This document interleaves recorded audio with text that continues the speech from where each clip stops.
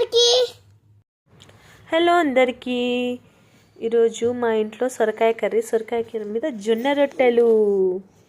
యమ్మీ యమ్మీ సొరకాయ కర్రీ మీద జొన్న రొట్టెలు ఎంత బాగుంటాయో అసలు. అవి తినే కొద్దీ తినాలనిపిస్తుంది. కొంచెం హాట్ వాటర్ పెట్టుకోవాలి. ఒక బౌల్లో పిండి వేసుకొని హాట్ వాటర్ బాగా ఉడకనియాలన్నమాట. ఉడకనిచ్చేసినాక ఆ పిండిలో వాటర్ పోసుకోవాలి. బాగా కలుపుకోవాలి. మనం ఇట్లా గరిటె తీసుకొని దాన్ని ఇట్లా ఒత్తుతూ ఉంటే మిక్సింగ్ అయిపోతుంది. కొంచెం పొడి పొడిగా ఉన్నా ఏం పర్వాలేదు. తర్వాత హాట్ వాటర్ వేసి మనం కలుపుకోవచ్చు. తర్వాత దాన్ని బాగా కలిపేసినాక ఒక ముద్దలా చేసుకొని పిసుక్కోవాలి. బండ మీద వేసి బాగా పిసుక్కోవాలన్నమాట.